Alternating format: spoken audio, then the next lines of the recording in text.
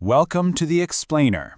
Okay, today we're tackling a system that literally impacts millions of us, but honestly, it still feels like a giant puzzle. We're looking at Social Security payouts by age group for 2026, but more importantly, we're going to decode exactly what your specific age bracket needs to do to max out your base benefit. Now, we've all heard the buzz about the projected 3.7 to 3.8% COLA, that's the cost of living adjustment, coming in 2027. But we're going way beyond just waiting for that COLA today. Let's be real for a second. Have you ever felt like the Social Security and Medicare systems were just designed to confuse you on purpose? Yeah, you're definitely not alone. It's a complete maze of rules, hidden deadlines, and endless forms. And because it's so complex, the harsh reality is you might actually be missing out on real money that you've earned over a lifetime of hard work. Whether it's some sneaky overcharge on your Medicare, a missed retroactive payment, or an unnecessary tax, we're going to uncover it. Okay, let's dive into this. Here is our chronological roadmap for today. First, we'll look at the 60 to 64 early claimers. Then, the 65 to 69 adjustments. After that, we'll hit ages 70 to 74 and Medicare, followed by ages 75 to 79 and taxes. And finally, we'll wrap up with ages 80 plus and asset protection. So you just need to wait for your specific age bracket to get the exact data and action steps you need.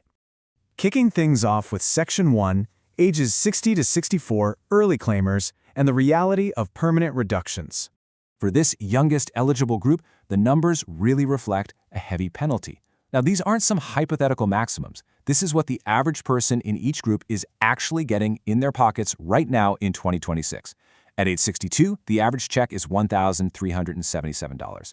At 63, it's $1,392, and at 64, it bumps up to $1,447. So with that projected 3.7 to 3.8% COLA for 2027, someone getting that $1,377 is going to see about 51 extra bucks a month next January. But why are these numbers relatively low?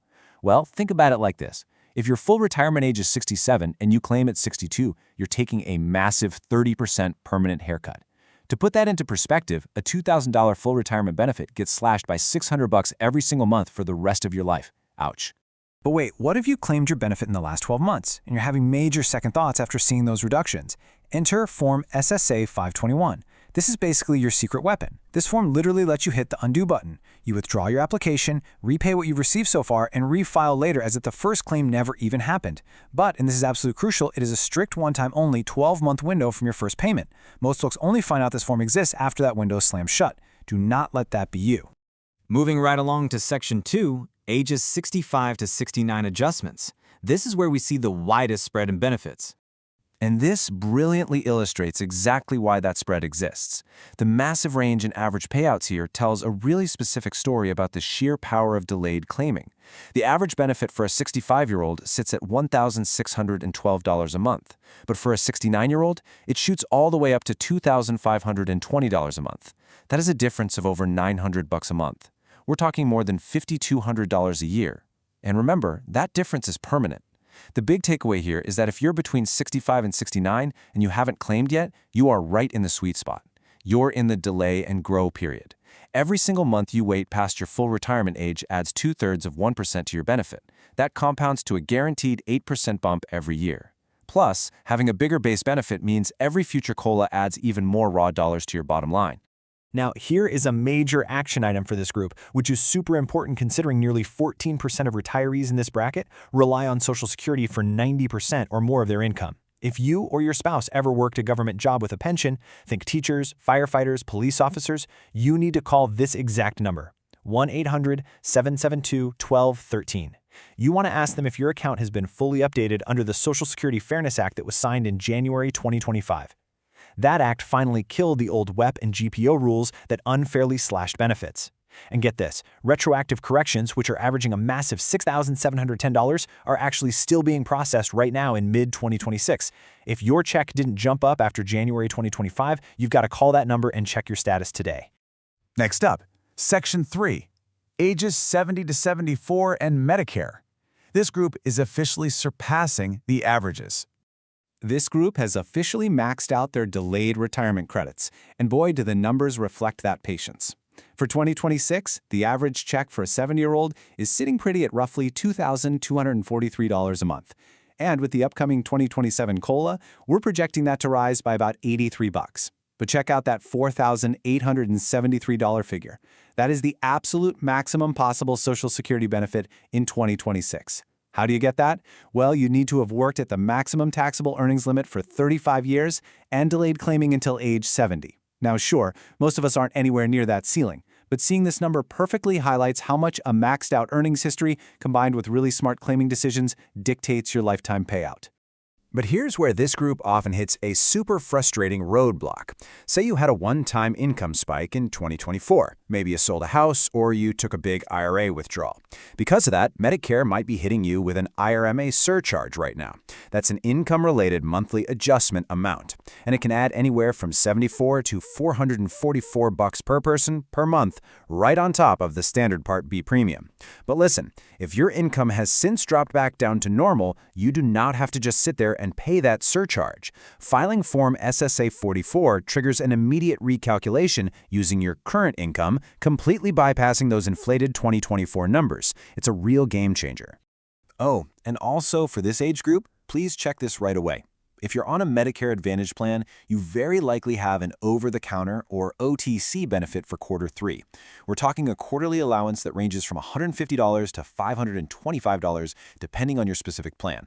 But here's the catch. It resets every quarter, and your Q3 balance completely vanishes on September 30th. Use it or lose it.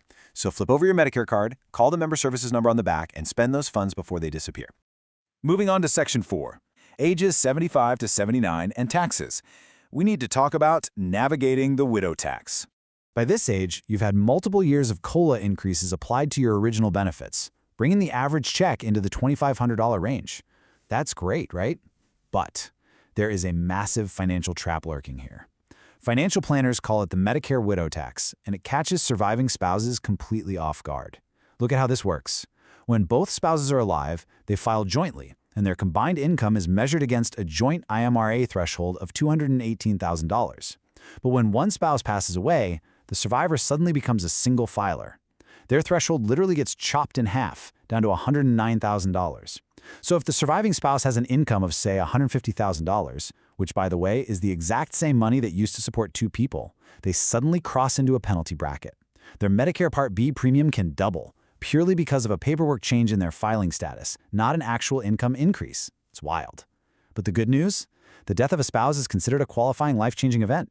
So filing that Form SSA 44 we just talked about addresses this directly and recalculates everything fairly. Aside from Medicare, homeowners in the 75 to 79 bracket have a huge, often overlooked opportunity right in their own state. Applying for a senior property tax assessment freeze actually locks in your home's taxable value. Depending on what state you live in, this can save you anywhere from $24,000 to $96,000 over 20 years. That's huge. The application deadlines for most counties fall between August and October, so please do not let the fall pass you by without checking your local county's eligibility rules. Finally, we arrive at Section 5, ages 80 plus and asset protection. This group has the highest dependency rate. This age group relies really heavily on the system. Nearly 27% depend on Social Security for pretty much their entire household income, with checks averaging around $2,000 to $2,100 a month. Because of this heavy reliance, protecting those assets is absolutely non-negotiable. I mean, just think about this staggering $38,500 figure. That is the devastating average loss per victim for seniors caught in financial scams. And unfortunately, these crimes are heavily concentrated right in this exact age bracket. When you're living on a fixed income, a hit like that, it's just devastating. So let's rapid fire through 3 crucial defensive actions you need to take right now to protect your money. First up, required minimum distributions, or RMDs. If you miss one from a tax-deferred account, you get hit with a harsh 25% penalty. But actually, scratch that. You can knock it down to just 10% if you fix it quickly by filing Form 5329 with a reasonable cause explanation. Second, update your beneficiaries. Go check the payable on death or transfer on death designations on your bank accounts and life insurance. If they're outdated or worse, missing, your assets could get tied up in probate court for 12 to 24 months, costing thousands in legal fees. Seriously, it takes like 10 minutes to fix online. Finally, let's stop those scams. Add a trusted contact designation to every single financial account you have. This forces the bank to call your designated person before they allow a suspicious transaction or freeze your account. It is quite literally the single most effective protection you can set up today.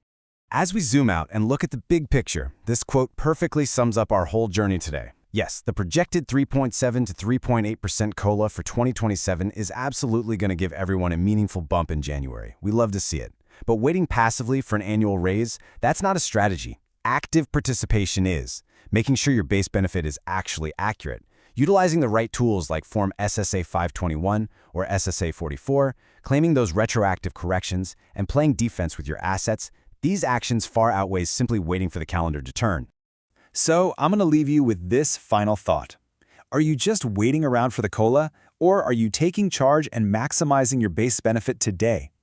Every single age bracket has specific actions they can take right now to stop leaving hard-earned money on the table.